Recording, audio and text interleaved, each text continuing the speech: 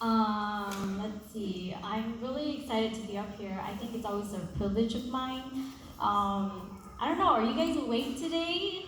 Yeah?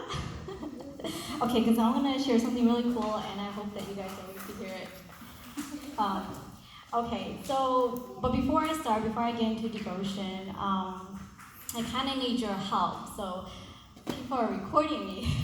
Okay. Okay, so I kind of need your help.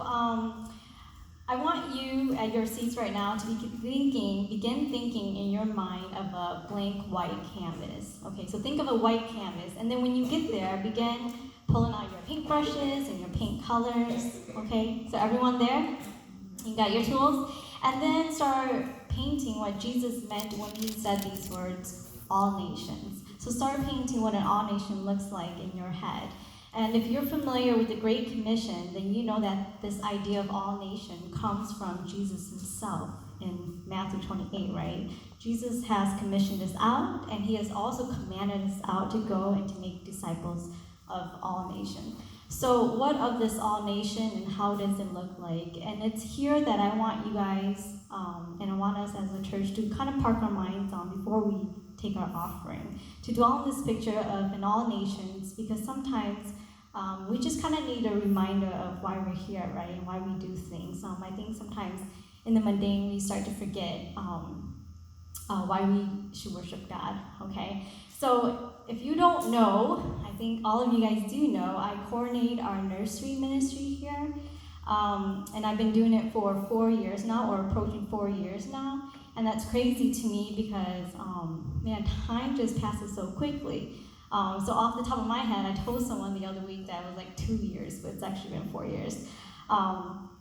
So every time I get a chance to think about nursery or the Little Lights ministry here that we call it, God, he always brings me back to this picture of an all nations, this idea of what Jesus, he had in his mind when he told us and he commissioned us out. And so this afternoon, I pray that this reminder will also bless you to know that inside our church, we possess some jewels, right? We have some very precious things in our church, and sometimes we forget that. And so this is a reminder to you, and it's always a reminder to me of the precious things of God. And so as I was reflecting on 2009 alone, there were 3 apparent things that came to me, and I want to share with you guys. The first one is the ministry. The year hasn't ended yet, but the ministry has already touched the lives of 28 kids, aging from infancy to 3 years old. And that's pretty amazing, because if you don't consider that, then you think there's only the 7 that's over there right now. But 28 kids, that's awesome. And then 2 is out of the 28 kids, 50% of them are not completely bone, they're mixed, right? With the exception of one being Hispanic. And so that's pretty cool too. And the third here is that there are 7 ethnic groups that I'm aware of in Little Lights alone. And that's also pretty cool. So those are 3 pretty cool facts that you guys could probably take with you before you guys do your offering to really consider, right? And so I consider Little Lights to be one of those jewels here, based on just the 3 facts that I gave to you guys, something of worth in our church. And so it's through this ministry that keeps me dreaming for the church, and I hope that you guys would also dream along with me.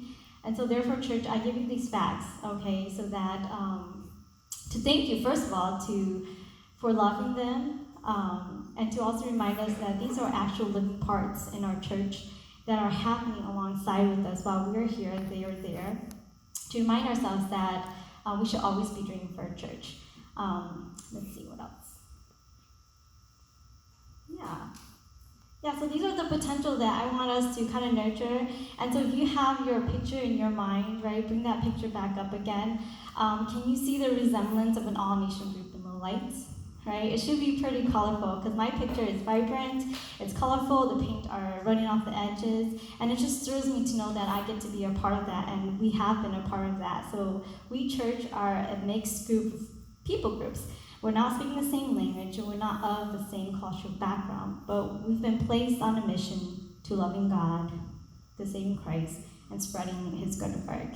And though we are far from reaching this all nations group, we have been given a sure sign through our little lights of assurance that we're kind of heading in the right direction and that we're on the road of God's will. So if you're here today thinking, we're about to take offering and I'm about to give to a Hmong church, I want to challenge you to think again, because your giving is an act of worship to God that helps the church run along on the mission of God for God. So he is doing something bigger than our eyes can see, and we have to believe that.